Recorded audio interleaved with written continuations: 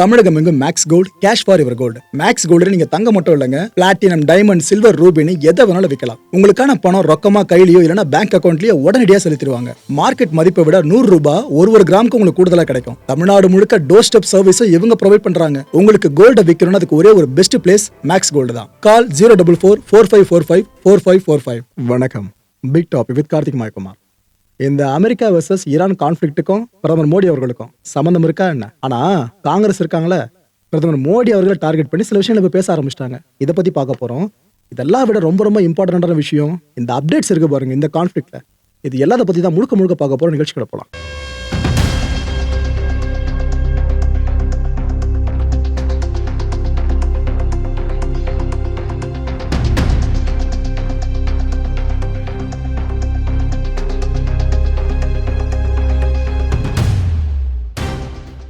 திரும்ப திரும்ப ஈரானோட மிசைல்ஸ் இஸ்ரேலை டார்கெட் பண்ணிக்கிட்டு இருக்கு.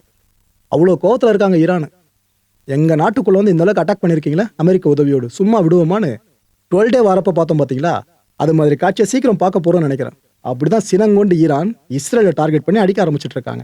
இன்னொரு பக்கம் இஸ்ரேலி சும்மா சொல்லக்கூடாதுங்க, பதிலடியை அவங்களும் பர்ஃபெக்டாக கொடுத்துக்கிட்டு இருக்காங்க அமெரிக்காவோட உதவியோடு. இதில் ஏவுகணைகளை நடுவான்லேயே இடைமறிச்சு அடிக்கிற அந்த இன்டர்செப்ஷன் இருக்கு பார்த்தீங்களா, அது ரெண்டு தரப்புலையும் பெருசா பண்ணப்பட்டு இருக்கு. இப்ப எப்படி ஆயிடுச்சுன்னா, தாக்குற ஆயுதங்களை விடுங்க, காக்குற ஆயுதங்கள் இருக்குல்ல, இந்த ஏர் டிஃபென்ஸ் சிஸ்டம்ஸ்லாம், இது இஸ்ரேல் கிட்ட வலுவா இருக்கா இல்ல ஈரான் கிட்ட வலுவா இருக்கா, அது மாதிரி போய்கிட்டு இருக்கு இப்ப எல்லா இஷ்யூஸ்மே. இஸ்ரேல பாத்தீங்கன்னா இந்த ஷெல்டர்ஸ்குள்ள அங்க இருக்க மக்கள்லாம் தஞ்சம் அடைஞ்சு நம்ம முந்தைய வீடியோல பேசியிருந்தோம். இது என்ன காட்சினா, இந்த ஷெல்டர் சார்ந்து ஈஸியா ஆக்சஸ் பண்ண முடியாத மக்கள், எமர்ஜென்சியா திடீர்னு மிசைல்ஸ் எல்லாம் வருதுனாக்கா உடனே போயிட்டு ஹைட் ஆகணும்னு நினைக்கிற மக்கள்லாம் நிறைய பார்க்கிங் லாட்டு, அப்புறம் இந்த டனல்ஸ்லாம் இருக்கும் பார்த்தீங்கன்னா, சப்வே சார்ந்த நிறைய விஷயங்கள், அங்கெல்லாம் போயிட்டு அவங்க தஞ்சம் அடைஞ்சிருக்காங்க. இஸ்ரேல் மக்கள் அவங்களோட வாழ்க்கையோட ஒரு அங்கம் தான். த்ரெட்டுக்குள்ளான என்னென்ன பண்ணணும் நல்லா அவங்களுக்கு தெரியும். இதை தான் இப்போ பண்ணிக்கிட்டு இருக்காங்க. இது மொத்தம் ஐடிஎஃப் இருக்குல்ல, இஸ்ரேல் டிஃபென்ஸ் ஃபோர்ஸ், அவங்க என்ன சொல்லியிருக்காங்க, நம்ம கிட்ட இப்போ இருக்க படைபலம் போதாது, ஏன்னா ஈரான் இதுக்கப்புறம் பெருசாக அடிக்க வாய்ப்பு இருக்கு. அதனால நம்ம கிட்ட இருக்க ரிசர்வ் ஃபோர்ஸ் இருக்குல்ல, எல்லாரையும் கால் பண்ணி வர வைங்க அப்படின்ட்டாங்க. இப்போ அந்த அழைப்பு விடுத்திருக்காங்க.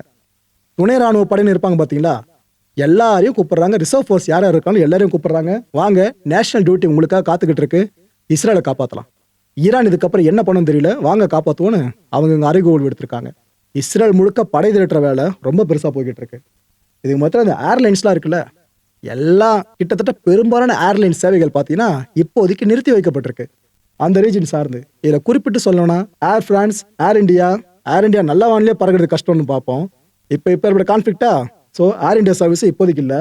பிரிட்டிஷ் ஏர்வேஸ், அபிடியா எக்ஸ்பிரஸ், இண்டிகோ, ஜப்பான் ஏர்லைன்ஸ், எல்வர்டி airlines, Lufthansa, Norwegian Air, Turkish Airlines, Virgin Atlantic, Qatar Airways, Air Algeria, Scandinavian Airlines and Wizz Air. இந்த பட்டியல் இன்னும் நீளுது மக்களே. நிலைமை சீரியஸாக இந்த பட்டியலும் பெருசாகிட்டு இருக்கு. ஈரானோட நேஷனல் செக்யூரிட்டி கவுன்சில் இருக்குல்ல, இவங்க இப்போ என்ன சொல்லியிருக்காங்கன்னா, நம்ம நாட்டு மக்கள் ரொம்ப அலர்ட்டாக இருங்க, அதுல ஸ்பெசிஃபிக்கா நம்ம தலைநகர் டெஹரான் இருக்குல்ல, டெஹரான்ல இருக்க மக்கள்லாம் தயவு செஞ்சு வெளியேறிடுங்கன்னு சொல்லியிருக்காங்க. சொந்த நாடே சொல்லுது மக்களே, டெஹரான்ல இருக்க வேணாம், அங்க டேஞ்சரு, வெளியேறிடுங்க. பிகாஸ் அமெரிக்கா இஸ்ரேல் இதுக்கு முன்னாடி அடிச்சது டெஹரான் தானே, அவங்க திரும்ப திரும்ப டார்கெட் பண்றதும் அதே டெஹரான தான் இருக்கு. அதனால தான் இங்க இருக்க மக்களை வெளியே போயிடுங்க, அந்த மற்ற சிட்டிஸ் இருக்குல்ல பாதுகாப்பான இடங்கள் சொல்லிட்டு ஈரான்ல, அங்க போயிடுங்கம்மா, இங்க இருக்காதீங்க டெஹரான்ல, இப்போதைக்கு நாங்க சொல்ற வரைக்கும் இங்க யாரும் வராதிங்க, திரும்ப திரும்ப இங்கே அவங்க டார்கெட் பண்ற மாதிரி இருக்கு. நீங்க இந்த கிளம்பி போறீங்க பாத்தீங்களா, அப்ப நீங்க ரஷ்யா கிளம்பி போறது வேண்டாம். அதுலதான் பெரிய கூட்ட நெரிசல் ஏற்பட்டு உயிரிழக்கிறது, பிரச்சனை வெடிக்கிறது, அதெல்லாம் வேண்டாம். டிராவல் அப்ப கொஞ்சம் பார்த்து காமா போங்க எல்லாருமே, ஏன்னா ஏற்கனவே எதிரிகளை சமாளிச்சுட்டு இருக்கோம். உள்நாட்டுக்குள்ள இது போல ஆச்சுன்னா பிரச்சனை, அதனால எல்லாம் காமா போங்கன்னு ஈரானோட நேஷனல் செக்யூரிட்டி கவுன்சில் அபிஷியலா இதை சொல்லியிருக்காங்க. கிட்டத்தட்ட சிச்சுவேஷன் அப்படிதாங்க இருக்கு. ஏன்னா அமெரிக்கா இஸ்ரேலுக்கு நல்லா தெரிஞ்சிருக்கு, ஈரானோட மற்ற பகுதிகளை விட தலைநகரை கை வச்சா உலகம் முழுக்க ஈரான் பலவீனமா இருக்கிறத உணரப்படும் அப்படின்றத அவங்க தெளிவாக தெரிஞ்சு அடிக்கிறாங்க. IRGC, Iranian revolutionary card core, இவங்க என்ன சொல்றாங்க, நாங்கள் சக்சஸ்ஃபுல்லா இஸ்ரேலில் என்ன டார்கெட்ஸை செட் பண்ணமோ அடிச்சிட்டோம், அமெரிக்காவோட பேசஸ்லாம் நாங்கள் டார்கெட் பண்ணல அதையும் அடிச்சிட்டோம்னு சொல்லியிருக்காங்க. ஒரு விஷயம் புரியுதாங்க, அமெரிக்காவும் இஸ்ரேலும் சேர்ந்து ஈரானுக்குள்ள மட்டும் தான் டார்கெட் பண்ண முடிஞ்சது, அடிக்க முடிஞ்சது. ஆனால் ஈரான் என்ன பண்ணிருக்கு, ஒரே நேரத்தில் இஸ்ரேலையும் பதம் பார்க்குறாங்க, அமெரிக்காவோட பேசஸ் இருக்குல்ல அதுல பல பேசஸ் அடிக்கிறாங்க. எந்த அளவுக்கு துணிஞ்சிருக்கான்னு தெரியுதா ஈரான் இந்த விஷயத்துல. இந்த டேமேஜஸ் இருக்குல்ல, அதாவது எங்களோட பவர்ஃபுல் ஈரானின் மிசைல்ஸால் ஏற்பட்ட டேமேஜஸ், அதெல்லாம் அளவிடுற பணி இப்போ அந்தந்த பகுதிகளில் போயிட்டு இருக்கிறதாவும் ஐஆர்ஜிசி சொல்லியிருக்கு. அவங்க எங்கேயுமே விட்டு கொடுக்க மாட்டாங்க. நாங்கள் அமெரிக்காவுக்கு ஈக்குவலாக அந்த ராணுவ பவரில் இருக்கவங்க தான், நாங்கள் அடித்தா திருப்பி அடிப்போன்றதை காட்டுன்ற மாதிரி தான் அவங்க அதை மெயின்டைன் பண்ணிகிட்டே இருக்காங்க. இந்த ஆப்ரேஷன் எனிமி டிஃபீட்டை அக்ரி பண்ணுற வரைக்கும் தொடருங்க அப்படின்ற அறிவிப்பையும் ஐஆர்ஜிசி வெளியிட்டிருக்கு. புரியுதா? ட்ரம்ப் முதல்ல சொன்னார்ல, இந்த ஐஆர்ஜிசி எல்லா வெப்பன்ஸையும் கீழே போடு, கிட்டத்தட்ட அமைதியாக நில்லுங்க, அதே இடத்துல எல்லாம் சரண்டர் ஆகிற மாதிரி நில்லுங்க, இல்லைனாக்கா நிறைய சாவு வரும் பார்த்துங்க அப்படின்னு த்ரெட் பண்ணார்ல. அதுக்கு பதிலடியை தான் இங்கே ஐஆர்ஜிசி கொடுத்துருக்கு. எங்கள் எனிமீஸ்லாம் டிஃபீட்டை ஒத்துக்கிற வரைக்கும் எங்கள் ஆப்ரேஷன் தொடரும்னு சொல்லியிருக்காங்க.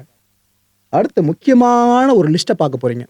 அதாவது ஏற்கனவே இந்த அமெரிக்காவோட பேசஸ்லாம் அடி வாங்கியிருக்குல்ல இப்போ ஈரான் கிட்ட, எந்தெந்த பேசஸ் சார்ந்து இதுக்கப்புறமா ரொம்ப அவங்க காஷியஸாக இருக்கணும். ஏன்னா அடித்த இடத்துல திரும்பி அடிக்கும் வாய்ப்புகள் பெருசாக இருக்குது.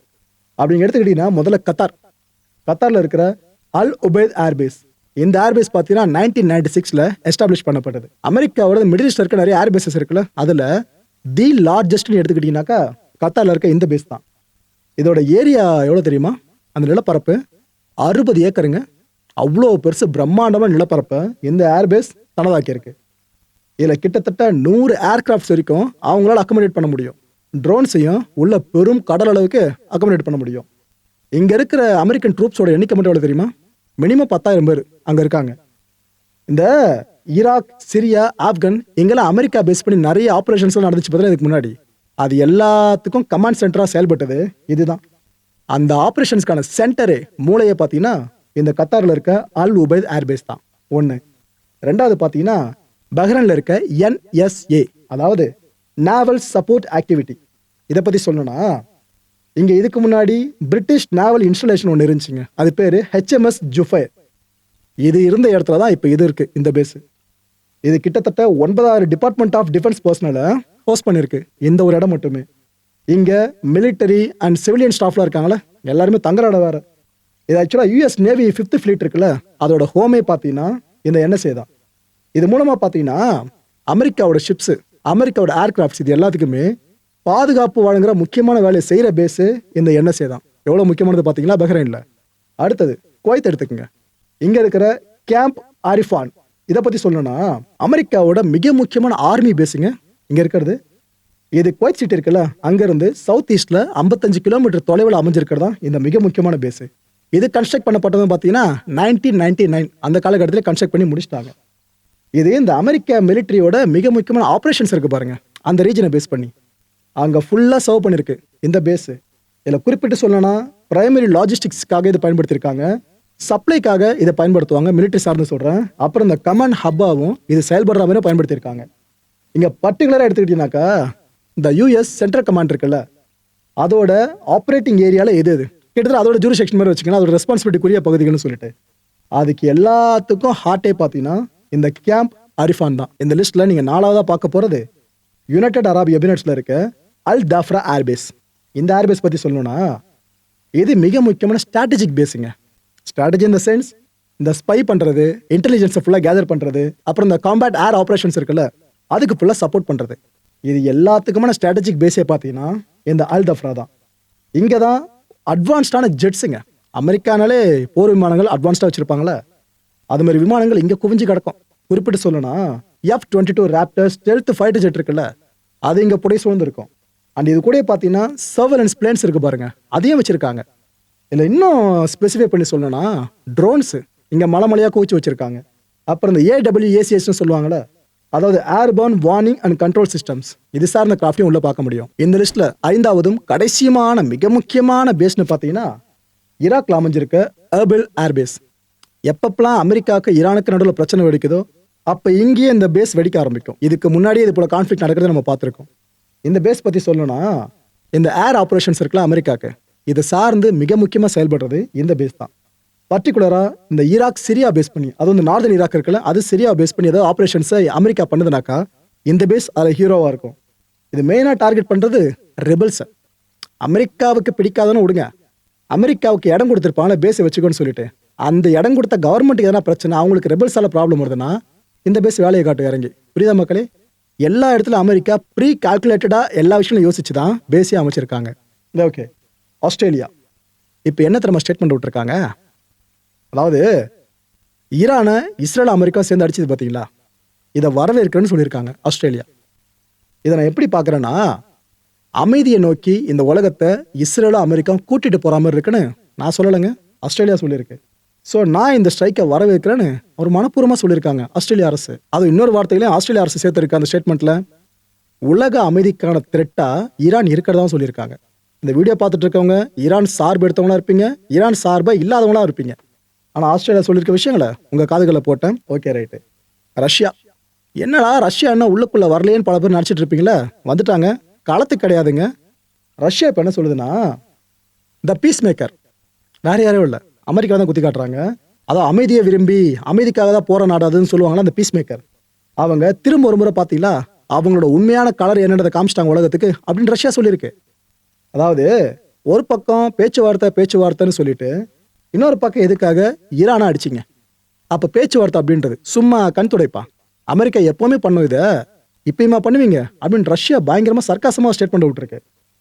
இதில் பார்த்தீங்கன்னா எங்களுக்கு ஒரு விஷயம் ரொம்ப ரொம்ப டவுட்ஃபுல்லாக இருக்கு. அது என்னன்னா, இது வரைக்கும் யாருமே எதையும் ஒத்துக்கல. இந்த பேச்சுவார்த்தை நடந்ததுல கூட ரெண்டு தரப்பு எதுவும் ஒத்துக்கல. ஆனாலும் இப்ப இந்த பிரச்சனை பெருசா வெடிச்சிருக்குல்ல, இதுக்கு யார் காரணம்னு ரஷ்யா ஒரு கேள்வியை கேட்டு வச்சிருக்கு. ரஷ்யா களத்துக்கு நேரடியா வராம இருக்கிற வரைக்கும் ஓகேங்க. அப்படி வந்துருச்சுனாக்கா அதுதான் மூன்றாம் உலக போரோட ஆரம்பமா இருக்கும்.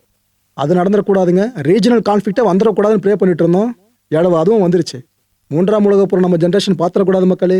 ஏன்னா போர் ஆரம்பிச்சிச்சுன்னா அது எப்போ முடியுன்றது ஆண்டவனுக்கு கூட தெரியாது. இதுக்கு மத்தியில் இந்தியா சைடில் வாங்க கொஞ்சம். இந்த காங்கிரஸை சேர்ந்த ஜெயராம் ரமேஷ் இருக்கார்ல, அவர் இப்போ என்ன தெரியுமா சொல்லியிருக்காரு? இஸ்ரேலுக்கு சமீபத்தில் பிரதமர் மோடி அவர்கள் 2 நாட்கள் அரசுமுறை பயணமாக போயிட்டு வந்தாப்புல. அவர் போயிட்டு வந்த உடனே இஸ்ரேல் ஈரானா அடிச்சிருக்கு. இது எப்படிங்க நீங்கள் அங்கே போயிட்டு விருதெல்லாம் வாங்கிட்டு வந்தீங்க, இதுக்காக தான் விருதெல்லாம் கொடுத்தாங்க உங்களுக்கு ஆதரவு கொடுத்ததுக்காக அப்படின்ட்டு காங்கிரஸ் இதுதான் கேப்புன்னு மோடி அவர்கள் சார்ந்து பேச ஆரம்பிச்சிருக்காங்க. எங்கே நடக்கிற விஷயம் பார்த்தீங்கன்னா, இந்தியாவுக்குள்ள அரசியல் சார்ந்து இது நிறைய பேசுபொருளாக மாறிக்கிட்டு இருக்கு. மக்களை இந்த கான்டென்ட்டை பொறுத்தவரைக்கும் நாமெல்லாம் சிந்திக்க வேண்டியது ஒரே ஒரு விஷயம் தான். இந்த ஸ்க்ரீன் உங்களுக்கு தெரியுதா? அது இதுக்கு முன்னாடி பார்த்தீங்கன்னா 100%, 98% மாதிரி இருந்துச்சு. என்னது இது? இந்த இன்டர்நெட் யூஸ் பண்ணுவாங்களா ஈரானில், அது சார்ந்த ரேஷியோ இப்போ நியர் டோட்டல்னு வந்திருக்குங்க. ஒன்றில் மக்களே மேலே இருந்த அந்த கிராஃபு கீழே வந்திருக்கு, தெரியுதா? இதுக்கு என்ன அர்த்தம்னாக்கா, ஈரானில் இன்டர்நெட் பிளாக் அவுட் ஏற்பட்டிருக்குன்னு அர்த்தம்.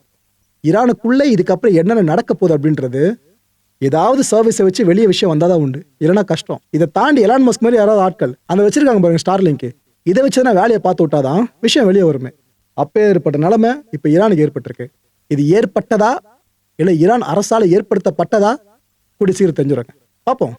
இது ரொம்ப ரொம்ப கஷ்டம் மக்களே. என்ன நடக்குதுன்ற விஷயம் வெளியே தெரிய வராமல் போயிடுச்சுன்னா அதை விட கஷ்டம் வேறு எதுவுமே இருக்க முடியாது. அடுத்த நிகழ்ச்சி சந்திக்கலாம். நன்றி, வணக்கம். தமிழகம் எங்கும் Max Gold, cash for your gold. Max Gold நீங்க தங்க மட்டும் இல்லைங்க, பிளாட்டினம், டைமண்ட், சில்வர், ரூபினி எதை வேணாலும் விற்கலாம். உங்களுக்கான பணம் ரொக்கமா கையிலயோ இல்லைன்னா பேங்க் அக்கௌண்ட்லயோ உடனடியாக செலுத்திடுவாங்க. மார்க்கெட் மதிப்பை விட 100 ரூபாய் ஒரு கிராமுக்கு உங்களுக்கு கூடுதலா கிடைக்கும். தமிழ்நாடு முழுக்க டோர் ஸ்டெப் சர்வீஸை இவங்க ப்ரொவைட் பண்றாங்க. உங்களுக்கு கோல்ட விற்கணும்னு அதுக்கு ஒரே ஒரு பெஸ்ட் பிளேஸ் மேக்ஸ் கோல்டு தான். கால் 04445454545. என் அன்பார்ந்த மாயம் ஸ்டுடியோஸ் நேயர்களே, மாயம் பக்தின்னு ஆன்மீகத்துக்காக பிரத்யேகமா ஒரு சேனலை கொண்டு வந்திருக்கோம். மறக்காம சப்ஸ்கிரைப் பண்ணி அந்த சேனலுக்கு உங்களோட ஆதரவை மனப்பூர்வமா தெரிவிங்க. வணக்கம் மாயம் ஸ்டுடியோஸ் நண்பர்களே. மாயம் ட்ரெண்ட்ஸ் அப்படின்ற ஒரு புதிய ஃபேஸ்புக் பேஜை ஓப்பன் பண்ணியிருக்கோம். நீங்கள் யூடியூப்பில் பார்த்துட்டு இருக்கீங்களா நம்மளோட கான்டென்ட்ஸ்லாம், இதெல்லாம் விட ஒரு படி மேலே ரொம்ப கிறிஸ்பாகவும் ரொம்ப சூப்பராகவும் நிறைய கான்டென்ட்ஸ் உங்களுக்கு இந்த பேஜில் காத்துட்ருக்குங்க. ஸோ உடனடியாக ஃபேஸ்புக் பிளாட்ஃபார்ம் போங்க, மாயம் ட்ரெண்ட்ஸ்னு டைப் பண்ணி சர்ச் பண்ணி நம்ம பேஜை ஃபாலோ பண்ணுங்கள். அப்படியே நம்ம சேனலையும் நீங்கள் சப்ஸ்கிரைப் பண்ணிட்டீங்க அப்படின்னா இன்னும் நிறைய புது கான்டென்ட்ஸை உங்களுக்காக ப்ரொடியூஸ் பண்ணி கொடுத்துக்கிட்டே இருப்பாங்க. நீங்கள் பண்ணுற ஒவ்வொரு சப்ஸ்கிரிப்ஷனும் எங்களுக்கு பெரிய மோட்டிவேஷனாக அமையும்.